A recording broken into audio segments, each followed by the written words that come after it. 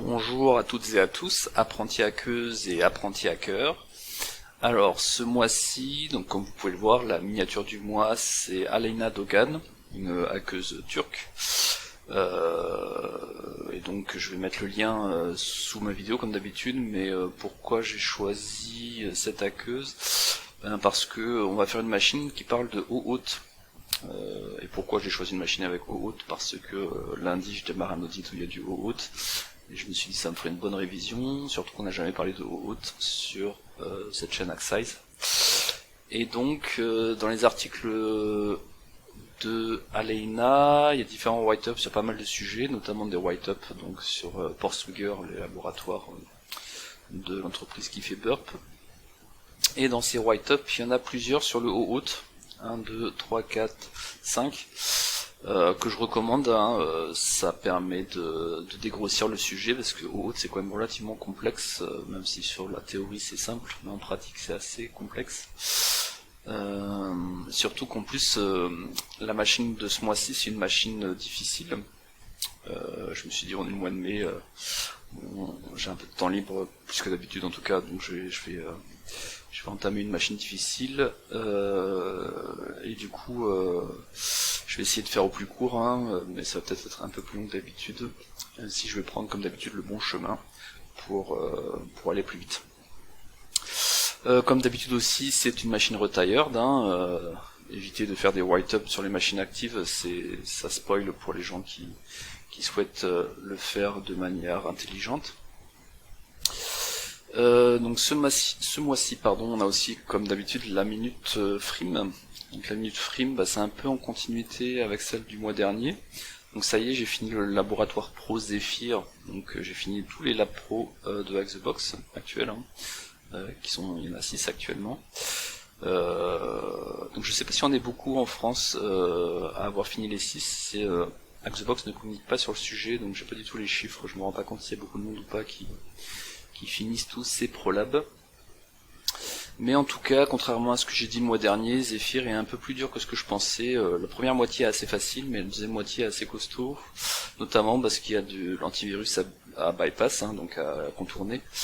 Et l'antivirus, la plupart des bypass antivirus et des tricks, sont pas très longs dans le temps. Au bout de 3 mois, ils sont périmés, ça marche plus. Donc c'est toujours assez compliqué de devoir contourner les antivirus. Mais le prolab très chouette que je recommande. Je crois que de toute façon ils le mettent comme premier prolab Red Team, c'est effectivement une bonne introduction pour de la Red Team. Et donc aussi comme chaque mois maintenant, une minute relou. Alors la minute relou, parce que je suis un relou, c'est sur le blog de Corben ce mois-ci. Le blog de Corben qui a publié un article, une recherche qui a été faite sur l'intelligence artificielle appliquée à du hacking, à de la sécurité offensive. Et du coup, le problème de Corben, c'est plus qu'il a fait une erreur qui, même si elle peut paraître petite, est quand même assez triste. Donc ici, il dit que donc cette étude montre que ChatGPT est capable d'exploiter des 0-day bien réels, alors que c'est pas le vrai. Si on clique sur le lien, c'est pas des 0-day, mais c'est des 1-day, ce qui n'a rien à voir. Je vous rappelle, 0-day, c'est qu'il n'y a pas encore de correctif disponible, et 1-day, c'est que le correctif est disponible, mais qu'il n'est pas forcément déployé sur la cible, donc il faut faire attention. Ce qui est donc quand même une grosse différence. Mais bon, outre cette grosse erreur, j'ai prévenu Corben, je vous le donne pas ça quand j'étais transparent, mais il m'apparaît, je sais pas s'il a vu mon mail, mais il m'avait déjà répondu dans un précédent message il y a longtemps, donc normalement je tombe pas sur ça.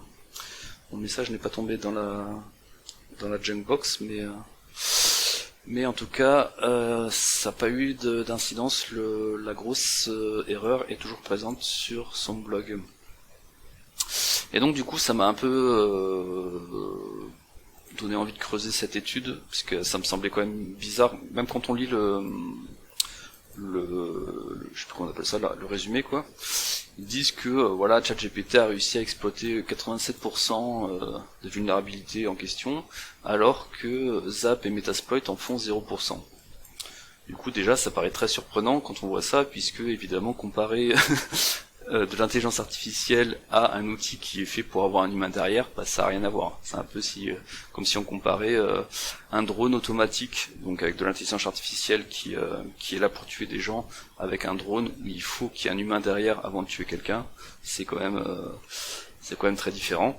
J'en profite d'ailleurs pour dire que les pays qui utilisent l'intelligence artificielle pour tuer, ça, de mon point de vue, c'est manquer d'humanité. Mais bon. Donc si on va sur cette étude, j'ai téléchargé le PDF du coup, je vous mets là, on ne voit pas se la faire en entier, hein. Je fais juste... En plus l'intelligence artificielle c'est pas du tout mon domaine, hein. Moi je suis un pen tester, hein, donc je connais bien pour le coup Metasploit et Zap, mais beaucoup moins l'intelligence artificielle. Mais du coup quand même il y a plusieurs choses dans cette étude qui sont assez surprenantes, ce qui fait que je la mettrai pas en avant cette étude, parce qu'à mon avis... il y a pas mal de choses un peu litigieuses.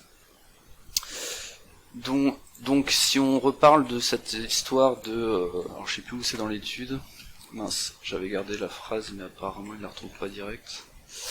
Voilà, ici ils disent As we show, open source vulnerability scanners fail to find some of this one day vulnerability, but LLMs are capable of exploiting them.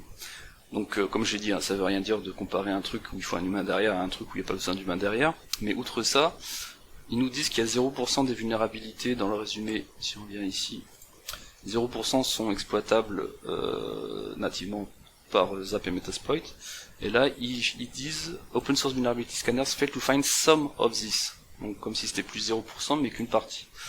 Bon, ça se contredit un peu. En plus, ils disent pas, alors c'est quand même un peu détaillé, hein, c'est pas plus détaillé forcément que l'article de Corben, mais parce que Corben est là pour vulgariser, et là le paper, le white paper est là pour expliquer un peu plus en détail. Mais quand même c'est pas super clair sur quelle est la configuration qui a été appliquée sur Metasploit et Zap pour savoir si en gros, si on prend nativement Metasploit ou Zap, évidemment, on balance ça sur un site web, où ça peut trouver des trucs, mais c'est quand même assez rare. Par contre, si on met la bonne conf, évidemment, ça va aller beaucoup plus profondément, et ça va trouver des choses, même de manière automatique. Du coup, ça, ils disent pas quelle est la configuration, le tuning mis en place sur les outils pour pouvoir comparer avec l'intelligence artificielle. Et ensuite, il y avait un autre truc qui était intéressant sur cette étude, enfin intéressant, qui montre des limites de l'étude, c'est que donc ils mettent en avant, 87% des sites sont clonés. Oui, certes, enfin des sites, des CVE sont exploités par ChatGPT 4. Enfin d'ailleurs c'est pas ChatGPT 4, c'est GPT-4, puisque là c'est des agents... Bref, je vais pas faire genre je m'y connais en intelligence artificielle, ce qui n'est pas le cas, mais bon. En tout cas, quand on voit ce tableau, on voit bien qu'il y a quand même un paquet de modèles qui n'y arrivent pas du tout, hein, donc c'est quand même pas si impressionnant que ce que pourrait laisser penser le résumé. En plus, ce qu'ils disent pas non plus, alors on pourrait peut-être lire entre les lignes, mais je suis pas sûr d'y arriver, surtout que c'est en anglais, mais globalement, ils disent pas si on met tellement d'input en entrée de l'intelligence artificielle que dans tous ces inputs, nous on trouve pas forcément, mais elle arrive à trouver un exploit disponible publiquement qui permet, enfin publiquement en tout cas dans toutes ces entrées, qui lui permet de générer et d'exploiter les CVE. Et de manière générale, c'est une des grosses limites de l'intelligence artificielle. Il y a tellement d'entrées que c'est impossible de contrôler toutes les données qu'on met en entrée. Et du coup, comment savoir si c'est elle toute seule qui est capable de générer à partir des descriptions les exploits des CVE, ou est-ce que c'est juste qu'il y a tellement d'entrées que dedans elle trouve des exploits déjà faits pour exploiter ces trucs, ces CVE. Bref, pas mal de choses un peu limites sur cette étude qui me paraissent en tout cas suffisamment limites pour ne pas trop la mettre en avant pour l'instant, même si évidemment c'est un gros enjeu, évidemment d'utiliser l'intelligence artificielle dans la sécurité informatique, que ce soit dans la cybersécurité, que ce soit de manière offensive ou défensive. Mais j'attends de voir comment ça évolue, parce qu'à mon avis ça sera pas aussi simple que ce qu'on dit, et surtout il y aura tellement de grosses limites par rapport enfin, je trouve qu'on dit beaucoup que c'est génial, sans dire qu'il y a quand même beaucoup de grosses limites avec cette intelligence artificielle.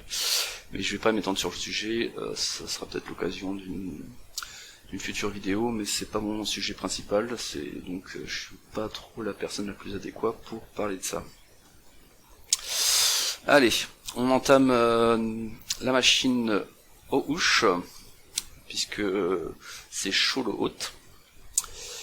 Et pour démarrer cette machine, donc je rappelle, si je vais au bon endroit, pour les nouvelles et les nouveaux arrivants, donc quand on connaît pas Xbox, donc déjà c'est une machine qui est assez ancienne, donc je suis pas sûr que si vous avez un compte gratuit vous y avez accès, il faut avoir un compte VIP. Bon, en tout cas, une fois que vous allez sur machine, vous cherchez OUSH dans les machines retired et vous pouvez la lancer ici, vous montez le VPN avec Xbox et vous lancez le scan pour voir un peu quels sont les ports ouverts. J'ai déjà fait cette étape de scan pour gagner du temps. Le résultat du scan est ici. Et donc on voit qu'il y a pas mal de choses ouvertes. Il y a un port 21 qui est d'ailleurs automatiquement exploité par Nmap parce que j'ai mis les options qui vont bien, puisqu'il y a une connexion Anonymous autorisée sur ce serveur FTP. On va en reparler juste après. On a un serveur SSH classique. On n'a pas de web sur le 8443, mais on a du web sur du port 5000 et sur du port 8000. Ok. Donc commençons, d'habitude on commence par le web, mais quand on a du FTP Anonymous sur la cible, eh ben on va commencer par ça, puisque c'est quand même une piste à explorer en premier. Donc je me connecte avec un FTP Anonymous at la cible. On voit qu'on a un fichier qui s'appelle project.txt, je le télécharge. Alors d'ailleurs j'ai pas dit, mais c'est du VSFTP, le ScanNmap le dit, il reconnaît que le serveur c'est du VSFTPD, et donc VSFTPD, pour rappel, ça veut dire Very Secure FTP Daemon, et c'est un serveur FTP qui a été créé en 2000, donc il n'est pas tout jeune, qui avait été créé déjà à l'époque pour être plus sécurisé que les autres, en tout cas misait beaucoup sur la sécurité. C'est un logiciel développé par Chris Evans, qui était chargé de la sécurité de Google Chrome. Donc la sécurité c'était un point important sur ce logiciel. Malgré ça il y a eu quelques vulnérabilités, mais ça ne concerne pas cette machine. Et d'ailleurs cette partie là sur cette machine est assez peu intéressante, puisqu'en fait finalement on va récupérer un fichier qui s'appelle project.txt. Quand on l'ouvre on voit que ça a juste deux lignes dedans qui indiquent Flask Consumer Django Authorization Server. Et en fait, je trouve que c'est assez peu utile. Bon, l'idée c'est de donner un indice à la personne qui essaie de cloner la machine, qu'il va y avoir donc des consumers et des autorisés, comme il a dit ça, project, et un authorization server. En gros, il va y avoir de l'eau haute, ce qu'on aurait pu deviner avec le titre, avec le nom de la machine, et ce qu'on va d'ailleurs énumérer de manière plus proprement et de manière plus réaliste après. Donc finalement, cette partie-là est peu intéressante. Allez, lançons-nous sur la partie qui est plus intéressante. Donc j'ai déjà lancé un burp, pareil, pour gagner du temps, parce que ça prend de la place. J'ai aussi déjà mis un article ici qui va nous servir assez rapidement. Mais dans un premier temps, ouvrons un navigateur et allons taper la cible sur un des deux ports web. Alors il y avait le 8000 et 5000. Pour gagner du temps, je vais directement sur le bon 5000. Si vous allez sur le 8000, vous allez vite voir qu'il y a rien, donc dans un premier temps, même en brute forçant, je crois qu'on trouve rien d'intéressant. Par contre sur le 5000, on tombe sur cette interface de login où on peut s'enregistrer, donc allons-y. Je vais m'enregistrer en tant que... il y a déjà je les ai oubliés de les enlever. On va commencer par un compte Lisbeth Salander, password, on met n'importe quoi, Je crois pas qu'il y ait de politique de mot de passe sur ce compte-là. Bim. Voilà, on est enregistré, Lisbeth. On se connecte, parfait, on tombe sur ce site web. Qui a donc un menu qui semble être ça, un profil, on voit un peu les informations. Donc il nous explique bien ici qu'on va avoir un service provider, ce qui va nous permettre de faire des choses. Et on voit que pour l'instant on n'est connecté à aucun compte. On a un formulaire pour changer le mot de passe. De mémoire, il va pas servir sur cette machine. On a un dossier où il y a des documents, mais c'est seulement pour les comptes administrateurs. Donc on se dit, est-ce qu'il faudrait pas que je devienne administrateur? Un about qui parle d'authentication flow. Donc pareil, tout ça, ça fait penser qu'on va avoir besoin de jouer avec du OAuth, mais il y aura un message plus explicite après. Et enfin, on a un formulaire de contact pour reporter des bugs. Ça, c'est assez classique sur les challenges de hacking, et c'est souvent utilisé pour tout ce qui est XSS ou choses comme ça. Et du coup, première chose à faire, c'est on a envie de voir si effectivement il y a quelqu'un derrière, en tout cas s'il n'y a pas un robot qui va cliquer sur les liens qu'on lui envoie. Donc je mets un listener en écoute, je regarde l'IP qu'on a, 10, 14, 14. Je vais envoyer un lien à c'était là à la personne qui reçoit ces messages, sent, et voyons voir si elle va cliquer dessus, enfin si un robot clique dessus.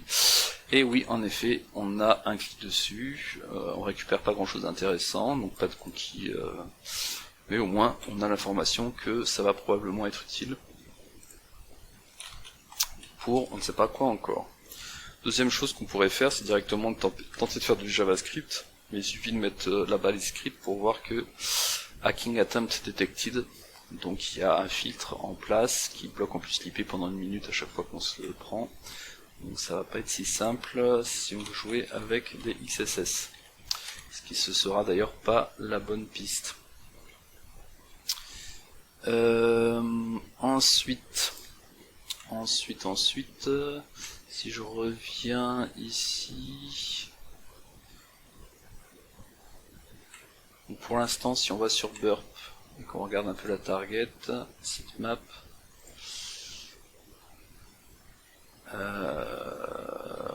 donc voilà, on a quand même déjà pas mal de endpoints, mais peut-être qu'il y en a qu'on voit pas. Donc essayons de faire un brute force avec un GoBuster par exemple pour voir s'il n'y a pas des endpoints, enfin des chemins quoi, des routes qui sont pas affichées, pas accessibles nativement sur l'application.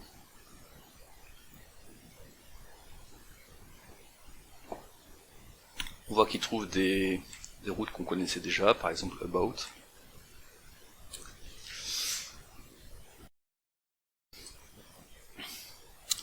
Contact, on connaissait déjà. J'ai pas détaillé le GoBuster parce qu'on l'a déjà fait 15 fois avec plein d'autres logiciels aussi. Documents, on le connaissait déjà. Slash home, on connaissait déjà. Login, logout, on connaissait déjà. OAuth, on connaissait pas, et c'est comme ça que c'est plus réaliste qu'on trouve qu'il y a du OAuth. Je laisse tourner, mais normalement tout le reste sans intérêt, c'était le OAuth qui était intéressant à trouver. Alors allons voir à quoi ressemble cette URL. On va le faire à côté, tac. Et on tombe sur un très intéressant texte qui nous indique qu'il y a 2 URL intéressantes avec lesquelles on peut jouer avec OAuth, le OAuth Connect et OAuth Login. Et puis on a aussi des sous-domaines. Donc je les ai déjà ajoutés, je vous montrerai après parce qu'il y en a d'autres qu'on va découvrir après qui sont aussi ajoutés à fichier ETC host. Mais je vais commencer par même si je l'ai spoilé de 15 fois depuis le début, mais qu'est-ce que c'est OAuth? Donc OAuth, c'est un protocole libre qui permet d'autoriser un site web, un logiciel ou une application. Donc en gros on appelle ça un consommateur, et ce consommateur il va utiliser une API sécurisée d'un autre site web, qui lui est appelé fournisseur, pour le compte d'un utilisateur. Donc en gros, dans notre cas, on a le consumer qui va taper un authorization server. Cet authorization server, il va permettre au consumer d'authentifier quelqu'un sans connaître son mot de passe chez l'authorization server. Donc l'exemple qui peut parler à pas mal d'entre vous, c'est souvent quand on va sur un site web, on peut s'authentifier avec notre compte Facebook ou Google. Tout ça, c'est utilise souvent l'OAuth. Ça permet au site web de ne pas connaître votre mot de passe Google ou Facebook, mais de vous connecter avec. Voilà, donc jusqu'ici c'est relativement simple dans la théorie, on va voir qu'en pratique c'est un peu plus touchy. Donc allons voir ce lien, donc le connect. Si je clique dessus, il me renvoie sur une interface de login. Mais là du coup c'est plus du login pour aller sur consumer, même si l'URL est consumer, c'est une interface de login qui servira à aller taper l'authorization server. Donc si j'essaye Toto, ou même d'ailleurs je vais essayer, tiens, le compte qu'on a créé déjà, c'était Lisbeth, pour bien montrer que c'est pas la même chose.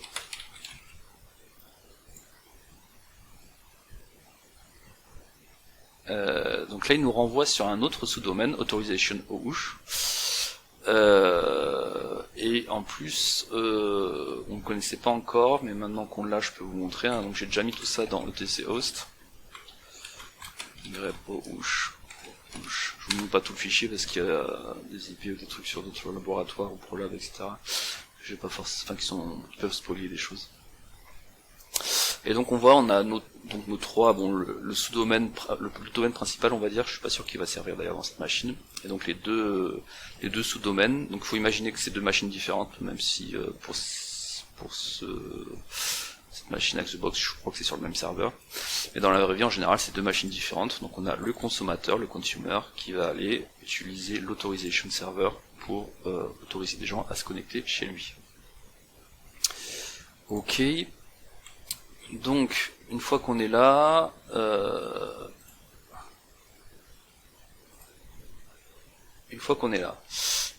peux peut-être aussi faire un petit topo parce que je suis pas sûr d'en avoir déjà parlé sur Axize, même si c'est assez souvent qu'on a le cas. Donc là, c'est du vhost, hein, c'est-à-dire que même si c'est sur la même machine que c'est hébergé, le routage se fait en fonction du virtual host.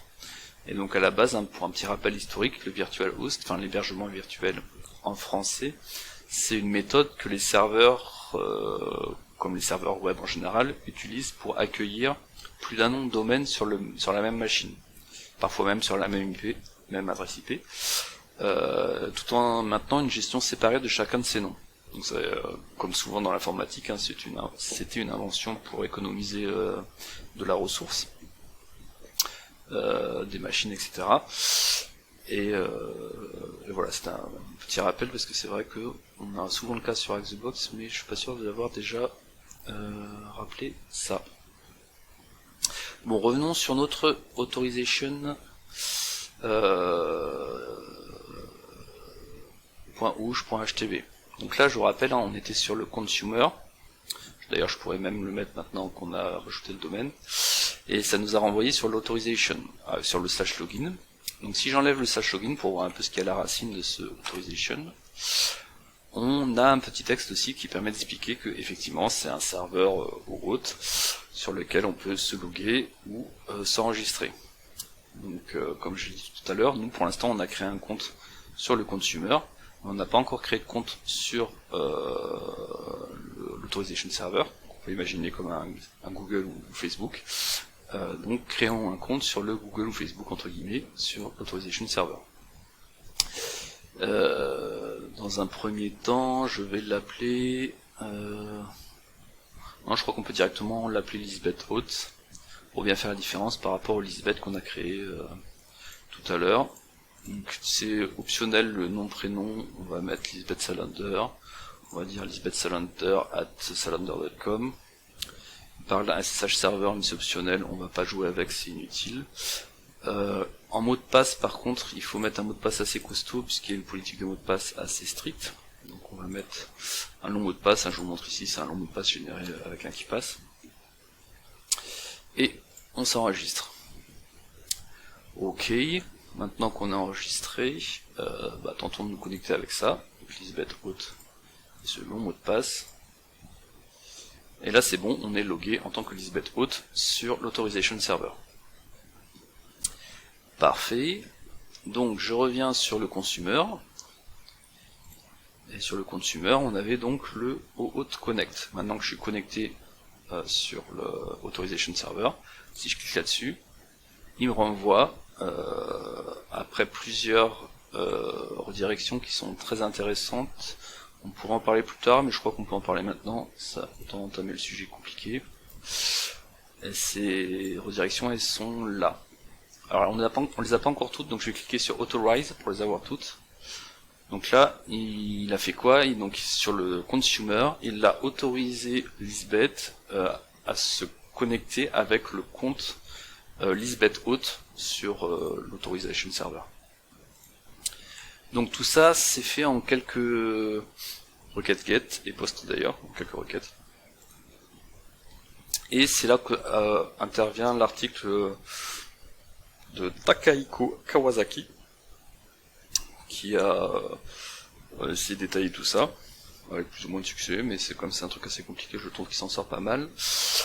Et ma foi, donc je vous laisserai regarder en détail, mais je pense que de toute façon je reviendrai dessus quand on aura besoin.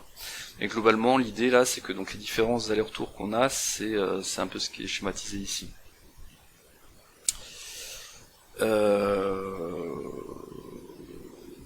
Voilà, alors je vais essayer de t'expliquer de manière théorique la faille tout de suite, et après on va essayer de le faire de manière pratique. C'est le plus dur de la machine, hein, je précise. Enfin après, ça dépend évidemment de votre background. Si vous connaissez sur les doigts de la main au haut, ça va bien se passer. Alors, globalement, si on prend la RFC, hein, faut aussi lire la RFC, mais bon, je vais la faire courte. Quand on se connecte à l'Authorization Server,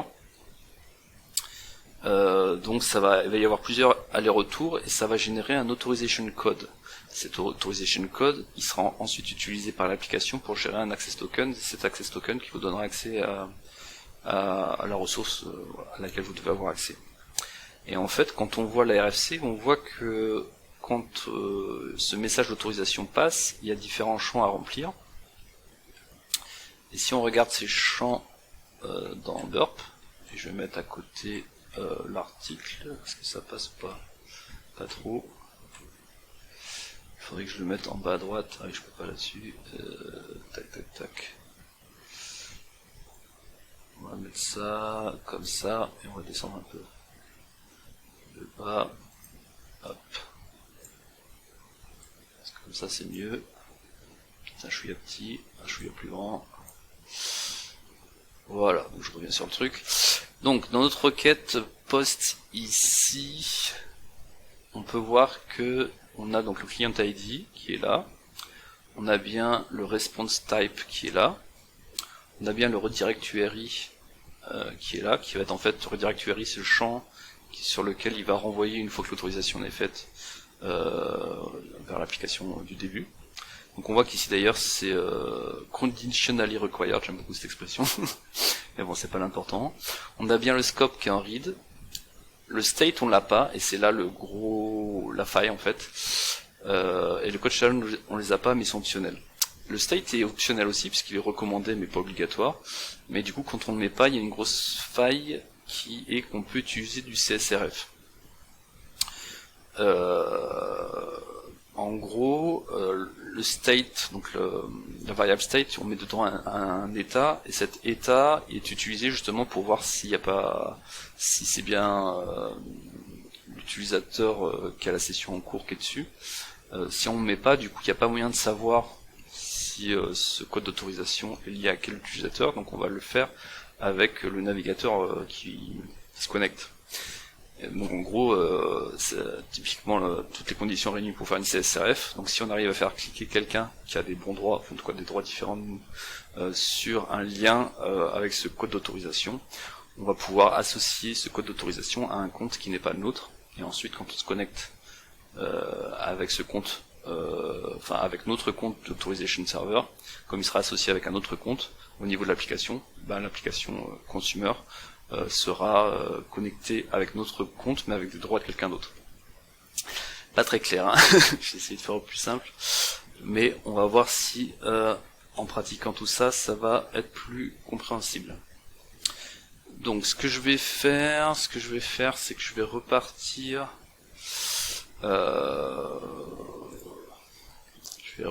Ouais, on va créer un nouveau compte sur le consumer. Sur le authorization, on va garder Lisbeth Haute. Consumer, c'est juste que comme il s'appelle Lisbeth, j'ai pas qu'on se mélange, je vais l'appeler Lisbeth Consumer.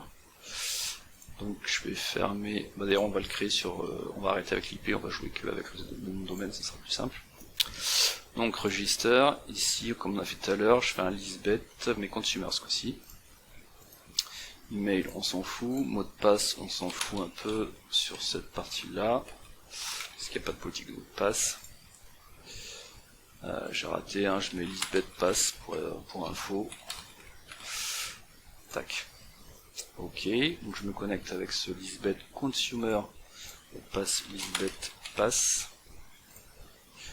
Parfait, donc malheureusement, parfois on a des erreurs 500, je sais pas, je pense que c'est lié à la machine qui est pas super stable. C'est un des points noirs de cette machine. Voilà. Donc, je suis connecté avec Lisbeth Consumer sur l'application Consumer, et je suis connecté sur le serveur d'autorisation en tant que Lisbeth Haute. Donc comme tout à l'heure, si je vais sur le /OAuth ici, je sais plus si c'est connect, je crois que voilà, c'est plus simple d'avoir ça concernant les liens. Quand je clique sur connect, donc il va faire la même chose que tout à l'heure, c'est-à-dire qu'il va associer le compte Lisbeth Haute avec Lisbeth Consumer, puisque pour l'instant, si je vais sur profile, j'ai aucun compte connecté. Mais là, la différence, c'est que avant d'aller dessus, je vais activer l'intercept. Donc là, je vais intercept is on et je clique sur consumer hot connect. Donc, il fait la première requête. Là, je laisse passer. Il fait la deuxième requête, donc la fameuse avec le client ID, le read directory, tout ça. Je la laisse passer. Et là, il fait rien d'autre. Pourquoi? Parce que on arrive sur la fameuse authorization Auth consumer. Je clique sur authorize. Et là, la poste, je la laisse passer. Donc avec les mêmes informations que ce qu'il y avait dans la get. Mais par contre, celle-là, je la drop. Bon, en tout cas, je laisse là. Pourquoi? Parce que c'est le fameux code d'autorisation. Ce fameux code authorization, c'est ça que j'aimerais bien que l'administrateur clique dessus, puisque comme ça, il va associer son compte avec le compte d'autorisation Lisbeth Haute.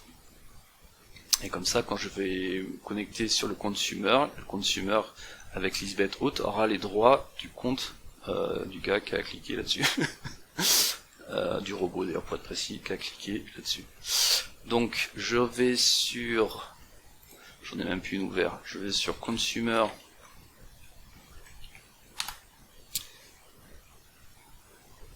Ah ouais, forcément il va bloquer puisque l'intercept est on. Donc je drop celui-là, hein, et après je vire l'intercept. Je reviens là-dessus. Voilà, donc là je vais sur la formulaire de contact et je lui colle ça.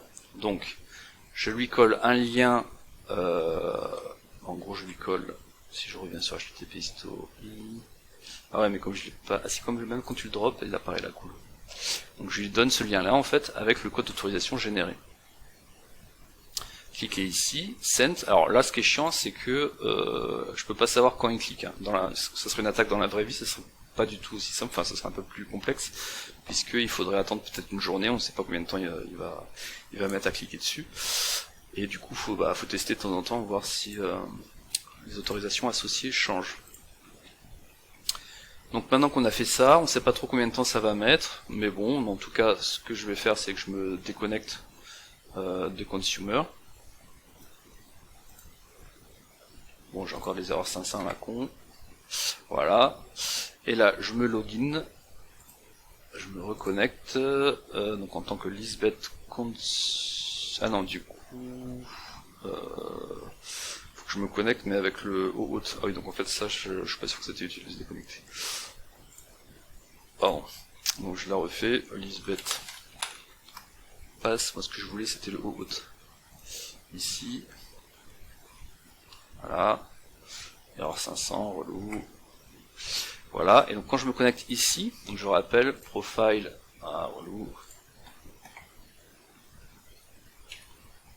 Profile, j'ai pas de compte connecté pour l'instant. Je viens ici, je fais un OAuth connect, et là je fais authorize. Et automatiquement, il me connecte avec le compte Lisbeth Auth qui était connecté. Mais ce Lisbeth Auth, le code d'autorisation a été, on espère, cliquer dessus avec un autre compte. Donc les droits associés avec ce Lisbeth Auth sont peut-être pas les mêmes. Du coup, je me déconnecte. Et il faut que je me connecte avec le Lisbeth Auth. Je me déconnecte ici. Et du coup, par contre, il faut que je me connecte... pas sur le consumer, mais sur l'autre, non. Donc là, si je fais Lisbeth Pass, ça n'existe pas, puisque sur cette machine-là, on n'a pas de Lisbeth Auth. Ah non, c'est ça, il faut que je me connecte avec Lisbeth Consumer, mais avec les droits de Lisbeth Auth. Pour cela, il faut que j'aille sur OAuth directement. Tac. Quand je fais sur OAuth, il me redirige là-dessus.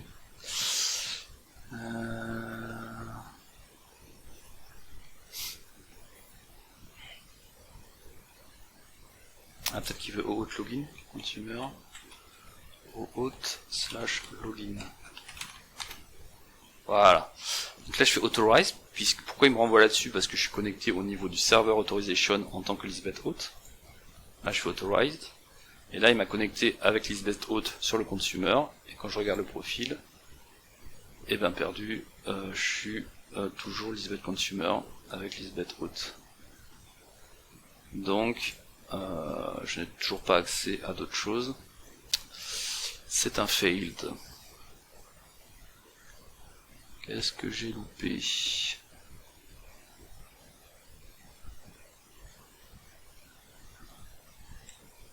Je ne sais pas trop.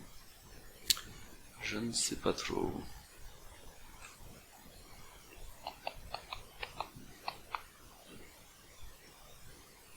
Réessayons, hein. J'ai peut-être été trop vite ou je me suis déconnecté alors que j'aurais pas dû. En tout cas, on va avoir besoin du formulaire de contact ici. Et on va avoir besoin d'être connecté en tant que Lisbeth Auth.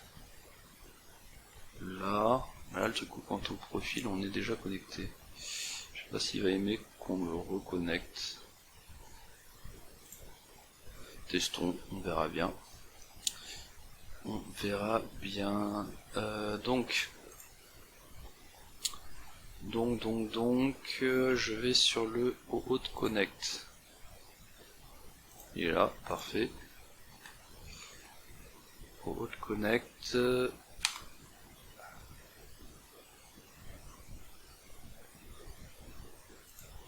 URL n'existe pas? What the fuck?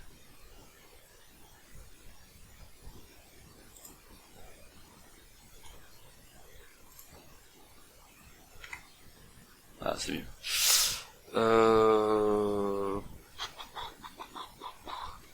Voyons voir, ça a généré quoi? Ça a généré ça.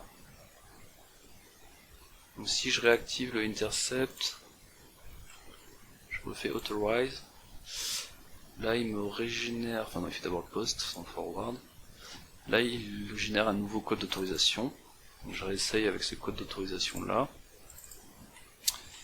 Donc je drop cette requête, drop, d'où le fait qu'ici elle est drop, et ici j'envoie donc avec le bon lien, consumer 5000, donc normalement lui il résout ça comme il faut, le robot, et il associe son compte à ce code d'autorisation.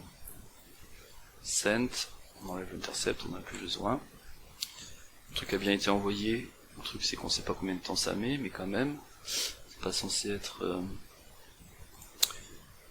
Ici quand on va sur Profiler, Profile on a à côté connecté de compte Lisbeth Haute. Bon, je fais passer un peu de temps, mais normalement c'est relativement rapide. Hein. Ok, admettons que c'est bon, je me log out. Je vais sur le OAuth login, à partir d'ici par exemple. Et là je fais authorize. Il m'a bien autorisé. Un profile. Ah voilà. Là on a bien récupéré les droits d'autorisation de QTC avec le compte Lisbeth Haute du serveur d'autorisation. Je sais pas pourquoi la première fois ça n'a pas marché. Parfait, donc du coup là on a accès aux documents avec ce compte là, donc les documents de QTC, et il y a beaucoup de choses intéressantes sur ces documents. Donc première chose, on a accès à l'application registration, donc ça c'est quand on a de l'eau haute. Je sais pas si on revient d'ailleurs sur ce que j'ai encore ouvert, sur ça. Tac.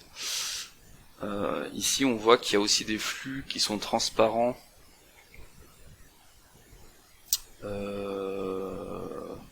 Ouais, enfin c'est peut-être pas le meilleur, il n'y a pas un schéma qui parle de ça.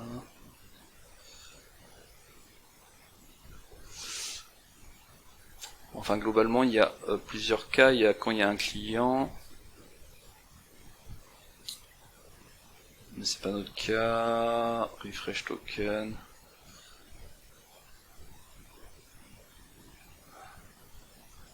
En tout cas pour que l'application cliente puisse donner accès à des ressources via l'Authorization Server, il faut bien que cette application cliente se connecte à un moment pour avoir un client ID, tout ça. Sinon l'Authorization Server, comment il sait quelle est l'application cliente? Du coup, ce qu'on voit là, c'est qu'il y a effectivement un process d'enregistrement d'application au niveau de l'Authorization Server, et que ce process semble utiliser ce login mot de passe. Ensuite, la seconde note, elle nous dit quoi? Elle nous dit qu'on a une API GetUsers. Pour l'instant, on n'a pas vu d'API. Donc, un petit rappel aussi pour l'API, c'est une interface de programmation, donc un ensemble normalisé de classes, de méthodes, de fonctions et de constantes qui sert de façade par laquelle un logiciel offre des services à d'autres logiciels. Et donc, sur cette API, on peut faire un authorize avec la méthode get. Donc, pour rappel, si on regarde l'historique des connexions, on a bien utilisé un post sur le OAuth authorized et aussi un get avant, mais c'était pas possible de faire directement toute la procédure qu'avec un get. Et là, ça nous dit que c'est possible de faire un get méthode au niveau de cette application registration. Enfin, on a une dernière note qui est un peu plus obscure, qui parle toujours de SSH case, on en parlait déjà tout à l'heure.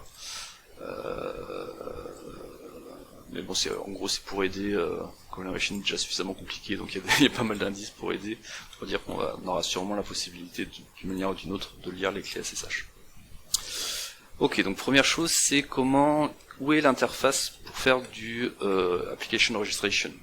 Donc ça évidemment c'est une interface qui n'est pas accédée normalement par un client du consumer. C'est uniquement une interface qui c'est une interface qui est entre consumer et OAuth et le serveur d'autorisation. Donc il n'est pas censé être accédé par le client, mais comme c'est accessible sur internet probablement, on a peut-être intérêt à faire une web directory enumeration sur le OAuth du serveur d'autorisation. pour voir si on le trouverait pas. D'ailleurs c'est probablement pas forcément caché, hein, puisque le but c'est pas que ce soit inaccessible, parce que ça a besoin d'être accessible à tout le monde. Simplement que c'est pas documenté pour les clients finaux. Je dirais même pour les utilisatrices ou utilisateurs finaux, puisque client ça peut être l'application. Donc on tombe rapidement dessus, hein, c'est slash application, celui-là on l'a pas encore vu. Pour rappel, si on va sur... Non, ça vaut mieux que je garde. Si je prends ça, je sais pas s'il va aimer, voyons voir. Tac, tac, tac, tac, tac, au haut, sans le reste. Non, c'est pas ça que je voulais montrer, moi c'était côté authorization, ouais ils sont là. On avait authorized token, et donc en brute forçant, on découvre qu'il y a aussi slash application. Allons-y, connectons-nous sur ce slash application.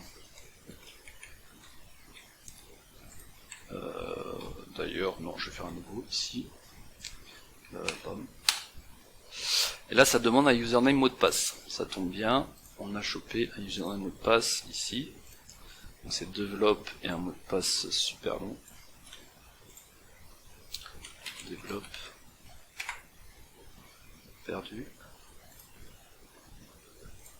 J'ai raté mon develop. Perdu. J'ai raté mon copier-coller ici.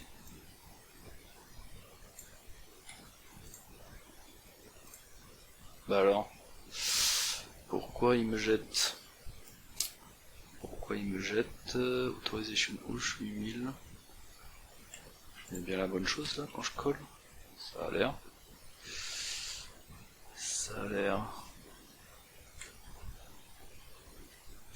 Développe. Je mets pas d'espace avant, pas d'espace après.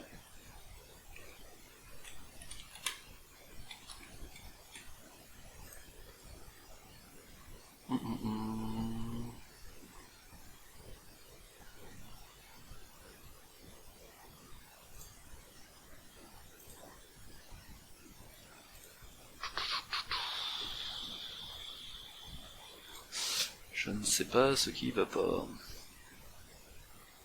Je vais essayer avec un autre navigateur. Ça c'est quand on est désespéré, on n'a pas d'idée. Alors du coup il faut que je prenne le lien. Bim. Développe. Je reprends le mot de passe.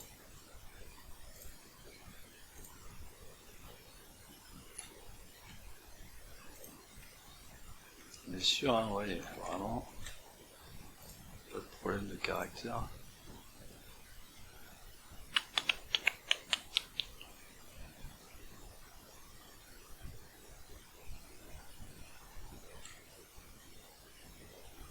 plus, je suis pas sûr qu'on puisse le changer ce mot de passe, donc je pense pas que ce soit quelqu'un qui soit en train de essayer de poney la machine, qui ait changé ce mot de passe.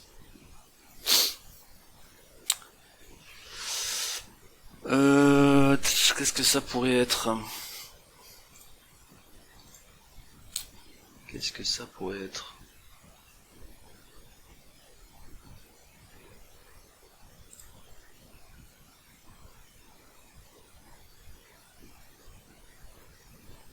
Email au haute. Applications. De toute façon, quand j'ai mis sans le slash, il m'a redirigé avec le slash, voilà. Ça, il renvoie vers application, et là, il demande authorization. Et là, j'ai beau envoyer en basique la même chose depuis 15 fois, il me jette. Et quand je prends le base64 que j'envoie, c'est bien develop de point super méga secure Clara bulb 123 point d'exclamation.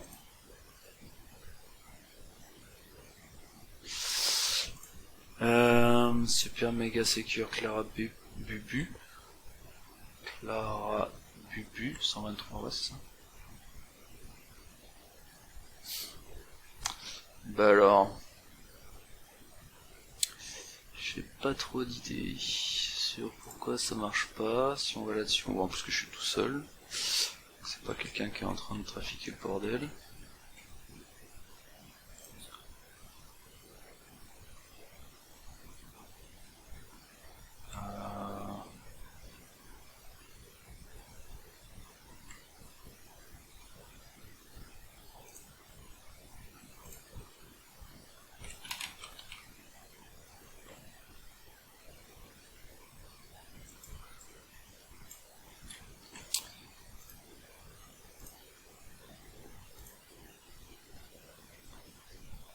C'est fou ça.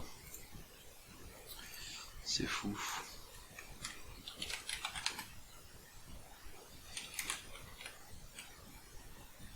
Développe.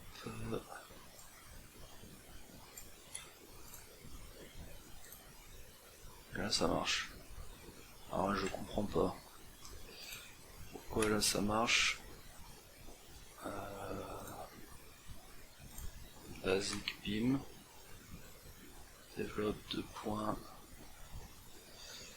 2.zg. Enfin, ce qu'on va faire, c'est qu'on va prendre ça. Je vais lancer un mousepad. Et je vais coller la valeur qui a fonctionné et la valeur qui fonctionnait pas pour voir si c'était les mêmes ou pas. Non, c'est tout à fait pareil. Ok, bah peut-être qu'il fallait vraiment trouver le register. Et le register, du coup, il fallait peut-être le brute forcer. De mémoire, non, mais apparemment. Push admin only. Ok, bon, on va dire que c'est ça. Il fallait mettre le slash register. Et du coup, celui-là, il fallait le brute forcer avec un GoBuster, probablement. Ok, bon, bref, donc. Une fois que on est connecté à ce application registration, ici donc on peut créer une application. Donc je vais l'appeler Lisbeth App. Donc on a un client ID et un client secret généré par le serveur d'autorisation. On va utiliser un client type public, on va utiliser un authorization code et on va mettre un redirect URI. Alors redirect URI, comme c'est l'endroit où ça va rediriger, on va mettre notre machine. Je me rappelle plus, on est en 10.14.14, donc on va mettre, au cas où on n'aurait pas compris que je suis fan de Lisbeth Salander, slash Lisbeth, save, parfait, donc là j'ai enregistré une application qui s'appelle Lisbeth App, qui est donc on va dire mon application, sur le serveur d'autorisation. Alors là, pareil, la vidéo est un peu longue, donc je vais faire un peu rapide, mais dans la vraie vie, c'est un peu long. Donc en gros, ce qu'on fait dans la vraie vie à ce moment-là, c'est on prend la requête post, on l'envoie ici, on la transforme en get, puisque je rappelle que dans les notes, ici, on peut jouer directement avec du get.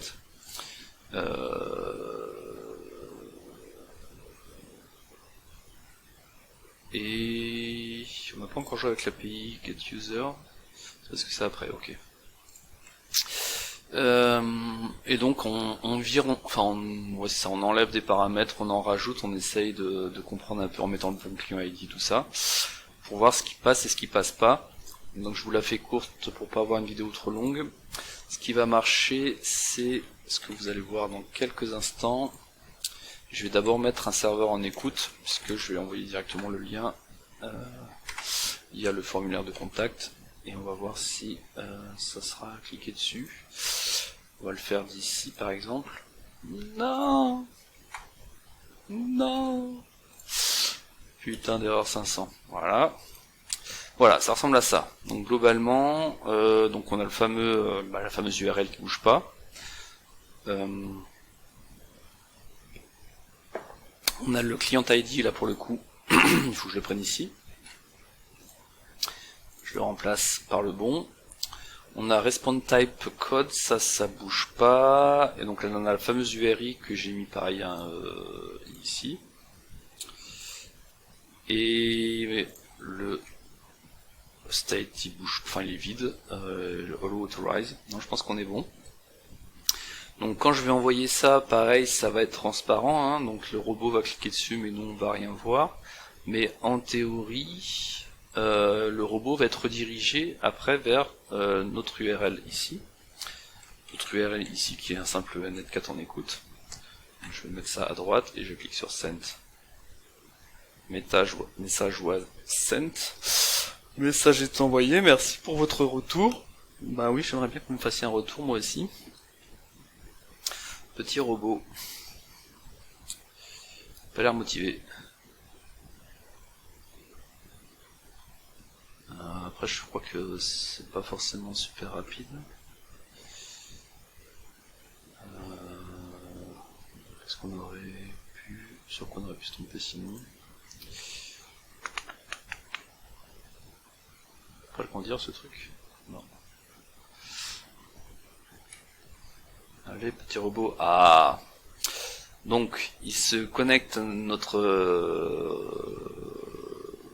application en fait. Enfin, lui, il pense que c'est notre application. Et il se connecte donc avec le code d'autorisation, si je dis pas de bêtises, ou le token.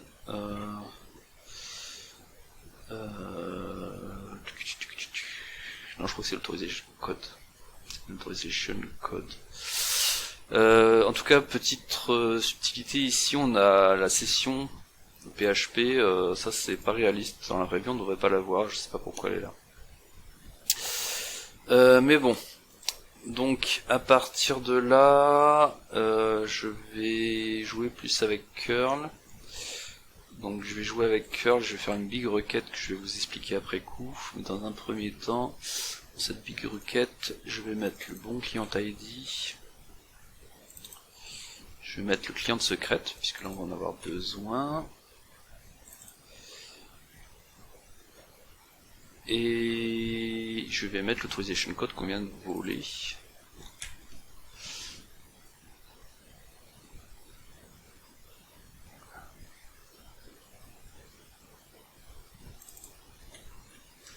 Voilà, donc la big requête elle ressemble à ça. Je vais la jouer d'abord parce que si elle marche pas, ça sert à rien de vous l'expliquer. C'est bon, ça va passer. Donc globalement, je me connecte au serveur d'autorisation en tant que application entre guillemets, c'est-à-dire que j'ai le client ID, le client secret de l'application, et j'ai l'autorisation code que m'a donné le robot. Et donc via cette requête, le serveur d'autorisation me donne le fameux access token, qui est donc, pour rappel, si je reviens sur le schéma ici, je préfère celui-là. Donc avec le code d'autorisation, on génère cet access token qui permet après de taper les ressources. Donc là, ce qu'on récupère, c'est l'access token. Bon, petite info, il est valable que 10 minutes. Donc il faut pas trop traîner. Une fois qu'on a fait ça, je rappelle, on n'a toujours pas joué avec l'API. L'API qui est citée ici, API GetUser. Donc on ne sait pas trop où elle est, mais on imagine que c'est sur le serveur d'autorisation. Nous testons. On va faire ça ici. Je vais sur le serveur d'autorisation et je lui rajoute l'API spécifiée dans les notes. On se prend un 403 dans la tête. Donc ça semble être tout simplement ça, l'URI, mais par contre il faut être autorisé. Donc pour être autorisé, il faut utiliser un access token valable. Je vais donc faire un authorization bearer avec cet access token. En curl, c'est plus simple, enfin après chacun a ses préférences. Et on voit que si je me connecte avec ce token, on a bien les droits de QTC, le fameux QTC, qui est donc le robot qui a cliqué. Ça nous fait de belles jambes, pas tant que ça, si on pense au dernier indice qui a été fourni, et c'est là qu'on voit que dans la vraie vie c'est quand même super compliqué à exploiter, mais ici on voit qu'on a une possibilité a priori de récupérer une clé SSH, donc là il faudrait faire du pentest d'API, hein, donc de brute force, toutes les API possibles si on n'a pas la documentation qui est publique. Dans notre cas, on va pas s'embêter, on va se dire, ah, est-ce que ça serait pas, au lieu de get user, est-ce qu'on mettrait pas get SSH? Et si, bim, get SSH, on récupère la clé SSH de QTC. comme je suis un flemmard, je vais directement l'enregistrer en faisant un jq-r.sshkey pour récupérer le champ sshkey qui contient la clé SSH, un petit chmod 600 puisque c'est une clé SSH, sinon elle ne pourra pas être utilisée. Et on va normalement enfin pouvoir se sortir de ce serveur d'autorisation OAuth en nous connectant en tant que QTC sur consumer.oauth.htb. Non. Pourquoi? Crypto. Ah, tiens, c'est marrant ça. C'est marrant, voyons voir.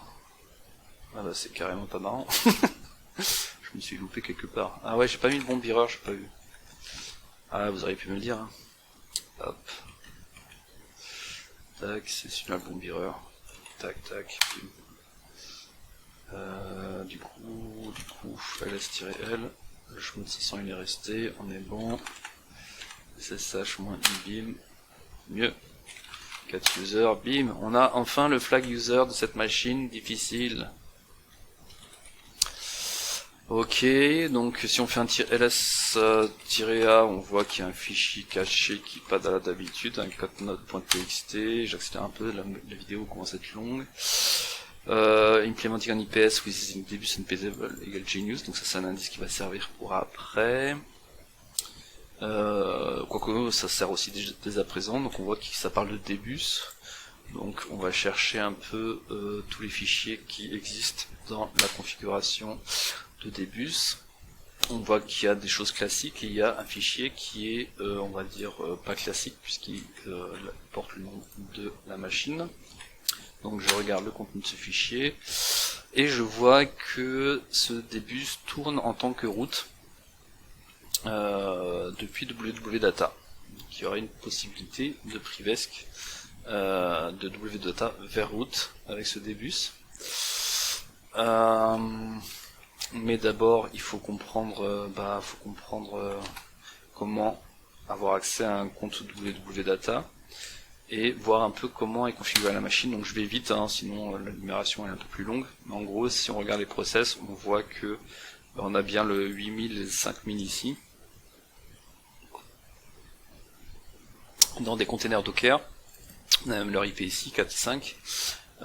Et d'ailleurs, si on fait un /sbin ifconfig, on voit qu'il y a pas mal d'interfaces et que la bridge elle est en point 1, donc du point 1 au point 4.5, ça veut dire qu'il y a potentiellement d'autres services entre celles-là. Je sais pas si c'est utile ou pas, mais en tout cas, on peut dire qu'il y a un container, ça c'est sûr.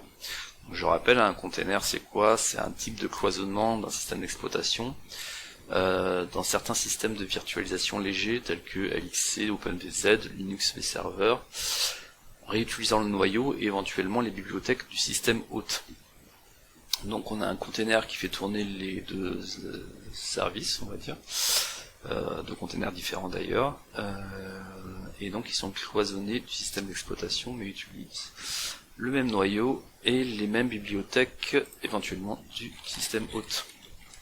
Allons voir ça de plus près. Donc première chose, un petit ping sweep, ça on a déjà fait plein de fois, je n'explique pas plus que ça. On voit bien qu'il y a effectivement 5 IP dispo, la 1 qui est donc la connexion sur laquelle on est actuellement, qui est donc l'autre d'ailleurs a priori, 4.5 le serveur d'autorisation et le consumer, et 2.3 on sait pas trop. Du coup je propose, pour en savoir plus, de envoyer sur cette machine un nmap statique. Un nmap statique que je stocke dans mes outils. On l'a déjà utilisé, donc je ne vais pas rentrer dans les détails non plus. Donc avec un CP, je le mets sur la cible, un petit chmod plus X pour autoriser l'exécution sur ce binaire. Et allons-y, rouler jeunesse, on va scanner un peu toutes ces IP. En commençant par exemple par la point 2. Normalement c'est relativement rapide, sinon j'aurais pas scanné tous les ports, mais j'aurais fait un range plus petit parce que je crois que c'est que des ports classiques à trouver. Donc on a un serveur MySQL sur le point 2, sur le port TCP 3306. Ensuite sur le point 3, qu'est-ce qu'on a?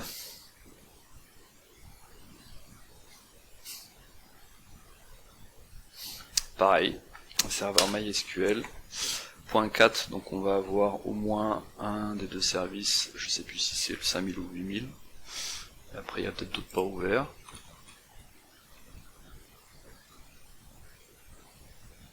Ça va vite parce qu'on est en local, hein. Donc c'est pour ça que je peux faire les 65 000 ports aussi rapidement. Et donc c'était le port 8000, il n'y a aucun autre port ouvert à part ce port 8000 avec lequel on a beaucoup joué, et c'est comme ça qu'on a pu obtenir la clé SSH pour se connecter sur l'autre. Et enfin le point 5 qui doit donc avoir le port 5000 au minimum. Il y a le port 5000 et le port 22, très surprenant. Du coup on a envie de voir, tiens, s'il y a le port 22, est-ce qu'il n'y aurait pas un répertoire.ssh si, et il y a dedans une clé privée. Donc essayons de nous connecter avec QTC sur ce 172, j'ai déjà oublié la suite, 172.18.05. Yes. Bim, on a un accès SSH avec une clé privée déjà disponible sur ce container. Ce container dans lequel tourne le port 5000. Ok. Donc on va vite voir que c'est un container où il n'y a pas grand chose comme souvent dans les containers. Si je vais à la racine, pardon, le répertoire intéressant c'est code. Là on a pas mal de choses. Et dans ce répertoire code, il y a un fichier qu'on voit pas souvent, le wsg.ini qui parle de socket. Donc allons voir un peu s'il n'y aurait pas des exploits sur cette technologie assez rarement en place, en tout cas moi je l'ai rarement vu. On va faire ça ici, sur DuckDuckGo. Et on tombe rapidement sur soit un exploit avant la 2.0.17, soit une RCE qui semble intéressante. Allons voir ça.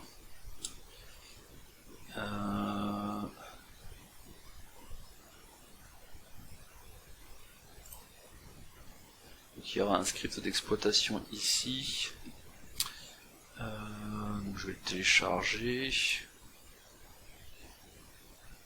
Parfait. Ok, donc maintenant que je l'ai mis dans mon répertoire courant de machine attaquante, il faut le copier sur la cible. Donc on a déjà fait tout à l'heure pour le nmap statique, donc on fait la même chose mais avec ce script d'exploitation Python.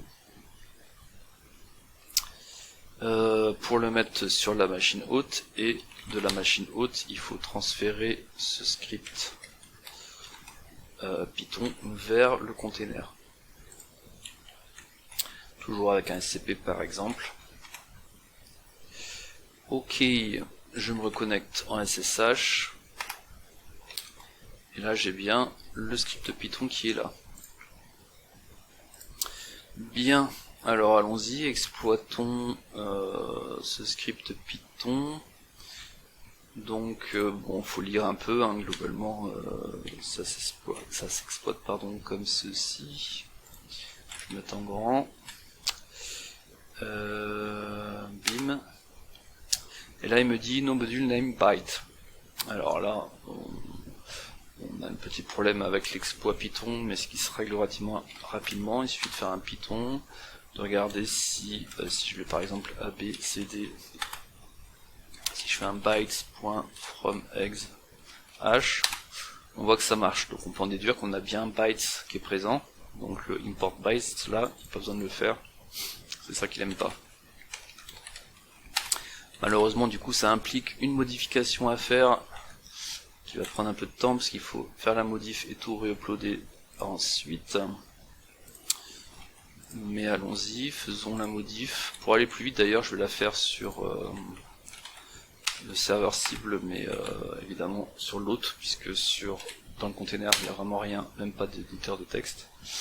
Et ici on va faire sauter cette ligne qui veut faire un import bytes, non pas celle-là, celle-ci. Voilà. Une fois qu'on a fait ça, il faut que je le réupload sur le container.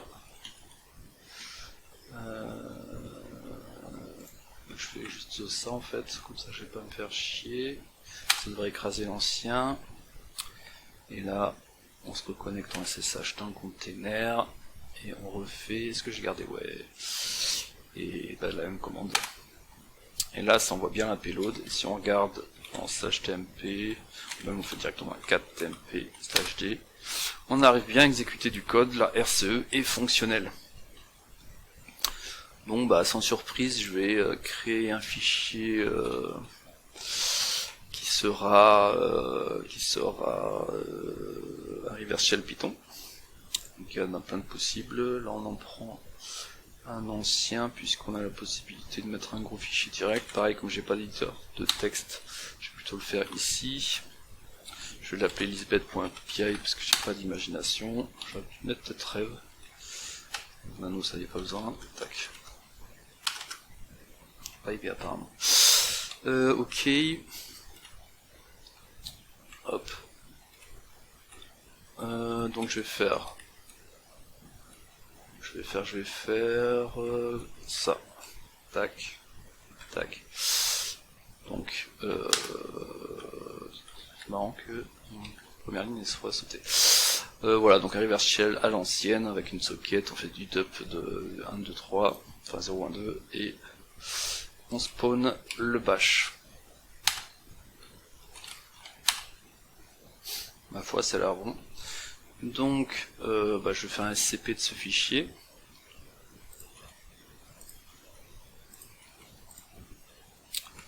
Vers le container.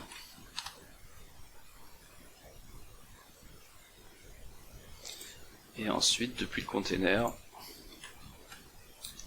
je vais refaire la commande qu'on a fait tout à l'heure, mais au lieu de faire un ID, je vais... Donc là on est dans Home QTC, on a bien les deux fichiers, donc je peux bien lancer le Python WSGI, exploit, et mettre comme commande d'exploitation Home QTC lisbeth.py.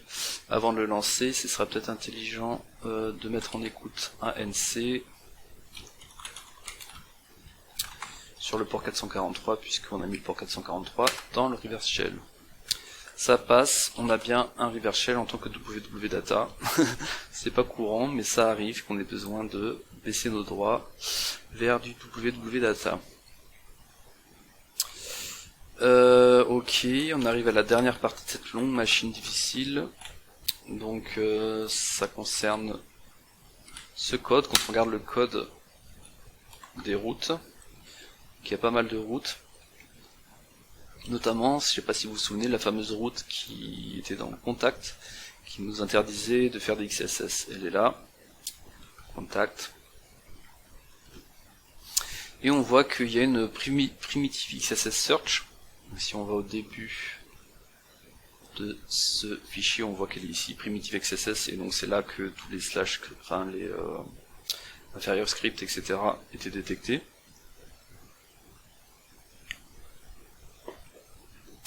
Et si on se rappelle la note qu'on a lue au tout début, enfin tout début, vers le milieu là, enfin je suis où là?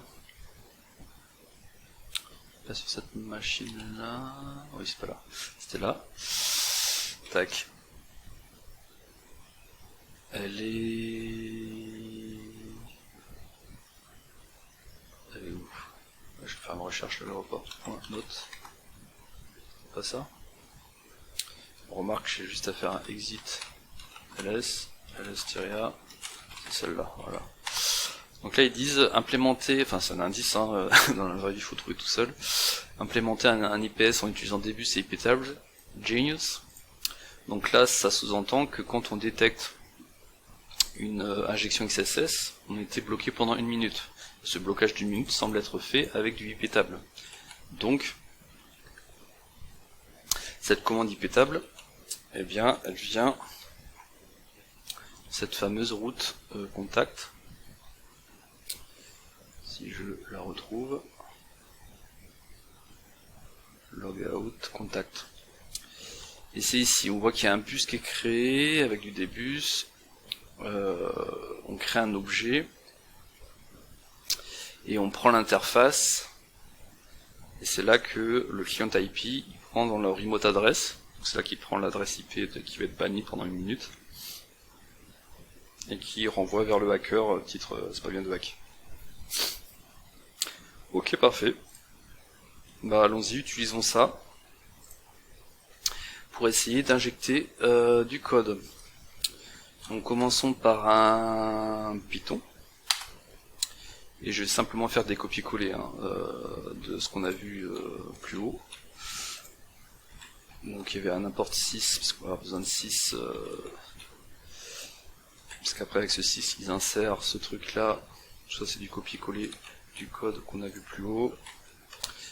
Import des bus. Voilà, une fois qu'on a fait ça, il y avait un bus, système bus. Ok. Hop. Ensuite on avait un bloc object, ça pareil c'est un copier-coller, et une dernière ligne de copier-coller. Voilà, c'est à partir de là où je vais faire tenter une injection de commande. Donc le client IP qui est renseigné à partir du remote là, je vais essayer de faire simplement un point virgule et mettre une autre commande. Donc d'habitude on essaye plutôt avec des pings ou des choses comme ça, là je fais un peu mon flemmard, la vidéo commence à être bien longue. Du coup, je vais directement mettre la payload finale en espérant que ça marche du premier coup. Mais ne faites pas ça dans la vraie vie, essayez plutôt d'abord un ping. Donc ça fait 15 fois que je vérifie, c'est bien du 14-14. Donc je vais essayer ça. Hop, donc je fais un client IP et après je fais le point virgule pour l'injection de commande. Et je mets donc bash-c, bash-i classique, un reverse shell sur le port 443. Bon, pour l'instant il n'est pas exécuté, il est juste mis dans la variable client IP. Et je vais mettre en écoute le 443. Et pour l'appeler, eh ben, il faut lancer la ligne d'après du code, hein, plus haut. C'était response block face block. Et bim, l'injection de commande fonctionne. L'entrée remote IP adresse n'est pas assainie et donc on a pawné la machine, on est route. Sur la machine haute, donc on a accès à tout sur cette machine difficile Hack-the-Box. Voilà, donc si on se met d'un point de vue Blue Team, qu'est-ce qui fait qu'on a pu compromettre cette machine? Pas mal de choses. Donc il y a le OAuth qui n'était pas bien implémenté, qui a permis donc de faire une CSRF sur un des admins pour récupérer ses droits sur un de nos comptes. À partir de ça, on a pu accéder à ces notes, et dans ces notes, il y avait un mot de passe en clair pas bien. Et donc avec ce mot de passe en clair, on a pu accéder à on va dire l'API, donc l'interface plutôt où on connecte une application sur le serveur d'autorisation. Donc on a créé notre propre application qu'on a connectée sur le serveur d'autorisation, et ensuite on a envoyé un lien pareil, une CSRF toujours au même robot, enfin la même personne, qui a cliqué dessus et qui nous a permis de récupérer le code d'autorisation duquel on a récupéré le token. Donc on avait les droits de cette personne sur notre application, mais c'est pas ça qui nous intéressait. Ce qui nous intéressait, c'est que ces droits pouvaient être utilisés sur une API, qui permettait d'extraire la clé SSH. Donc là aussi c'est pas une super pratique, la clé SSH, c'est pas censé être accessible via des API, sauf s'il y a un besoin effectivement machine to machine. Donc ça c'était pour la partie user, et après pour la partie privesc, donc il y a eu plusieurs problèmes. Il y a eu le fait d'avoir mis un pare-feu des bus avec du IP table, et il y avait l'injection de commande possible. Ça c'était la seconde partie. La première partie c'était... Ah oui, non, il y avait une clé SSH qui traînait, mais ça ça peut être durci, mais bon, ça peut être aussi un besoin. C'est normal quand on est sur l'hôte de pouvoir accéder au container. Et le container était relativement durci, donc bon, on peut quand même donner quelques recos dessus, mais c'était pas le pire de cette machine. Ma foi, je pense qu'on a fait le tour, donc n'hésitez pas à laisser des commentaires, et je vous dis à la fois prochaine pour faire un pas de plus vers le niveau hacking de Lisbeth Salander.